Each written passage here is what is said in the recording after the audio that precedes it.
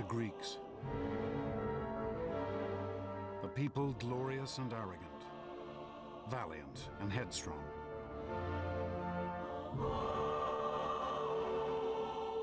These were the men and women who laid the very foundations of Western civilization. Their monuments still recall perhaps the most extraordinary 2 centuries in history. A time which saw the birth of science and politics, philosophy, literature and drama. Which saw the creation of art and architecture we still strive to equal.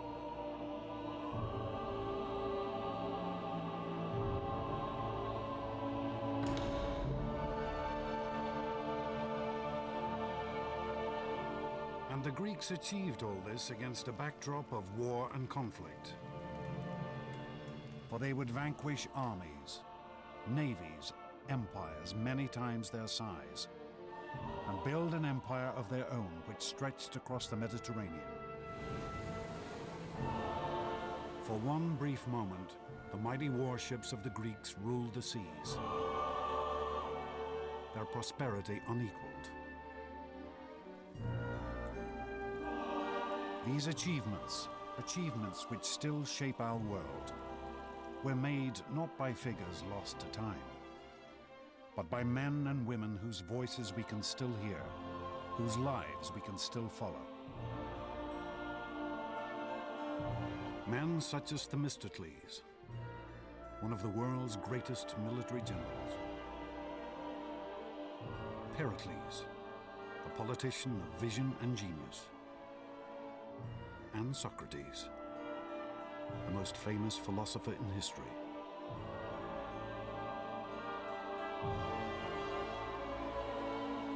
This is the story of these astonishing individuals, of the rise and fall of a civilization that changed the world.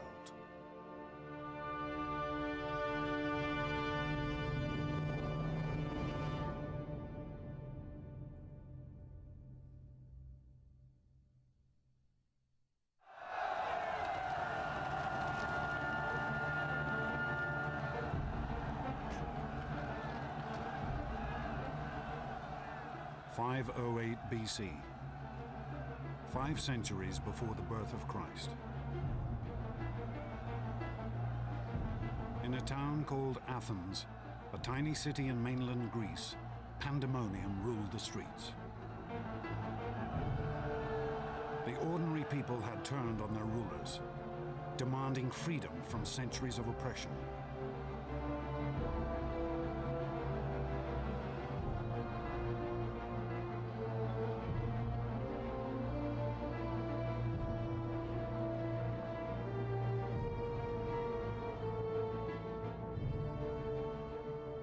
At this moment, one man looked on.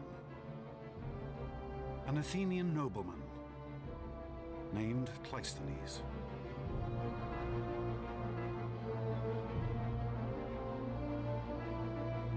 Cleisthenes had been brought up from birth to be a ruler, to look down on these common people with contempt. But this one night would be a turning point. In his life, in the history of Greece, and in the history of civilization. In a flash of inspiration, Cleisthenes would see that these ordinary people should have freedom, a chance to shape their own destiny, to govern themselves. And with this decision, Cleisthenes would set his fellow Greeks on the path to empire.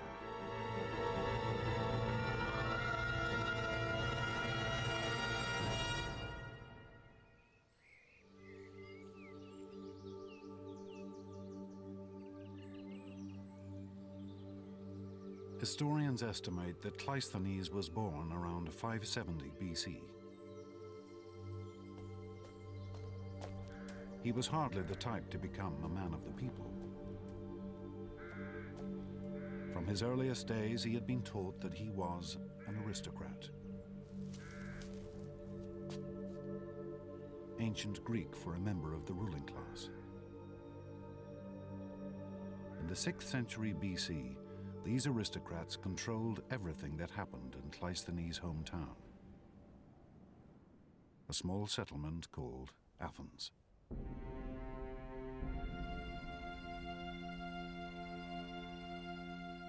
Athens lay in the center of a Mediterranean peninsula which Cleisthenes knew as Hellas, and which we now call Greece.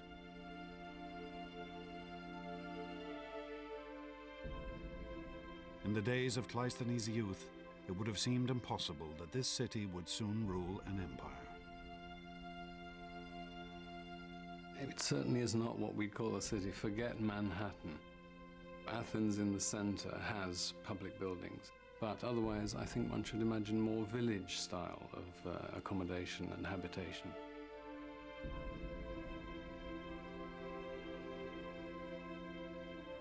The town was built around the Acropolis, a steep-sided outcrop of bare rock, a stronghold from which the Athenians could fend off the attacks of their neighbors.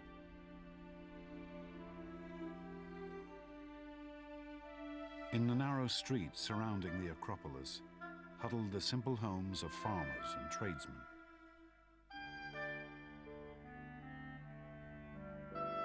For these Athenians, reading and writing was a rare skill.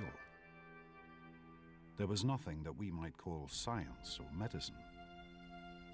Life expectancy at birth was less than 15 years. I think the idea that ancient Greek life was nasty, brutish, and short would be entirely accurate. Certainly, life was extremely tough.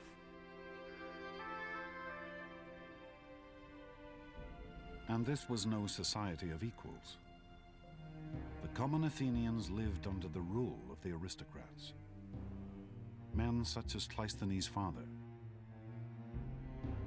Athens was, in a sense, turned against itself. You had one part of the population, the aristocratic elite, holding power at the expense of the rest of the citizen population. For the Greek writer Aristotle, this was a world riven by injustice. The whole country was in the hands of a few people. The hardest and bitterest thing for the masses was their state of serfdom. Not that they weren't discontented with anything else, for to speak generally, they had no part nor share in anything.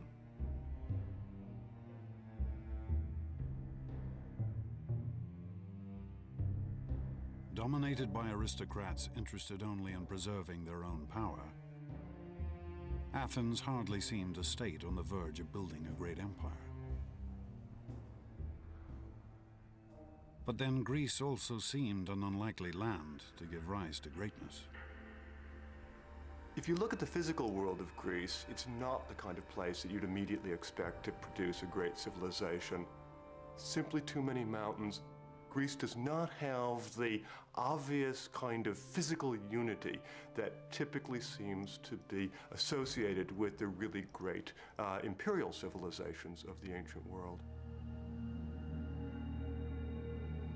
The great civilizations of Cleisthenes' day lay to the south and east, in Egypt and Persia. They had grown up around rivers and the fertile plains stretching from their banks.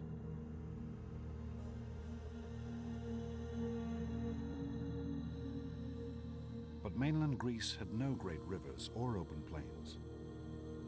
This was a landscape riven by mountain ranges. Off her coast lay countless tiny islands. It was impossible for a single ruler to dominate this fragmented world. Instead, Greece was divided into countless tiny nations called city-states, each fiercely independent, each with its own culture and history. And Cleisthenes' Athens was not nearly the most powerful or important of these tiny nations. Argos had stood for over 1,000 years. Her citizens were able to trace their history back to the mythical days of the Trojan War. The Corinthians dominated Greek trade. Their ships plied the Mediterranean.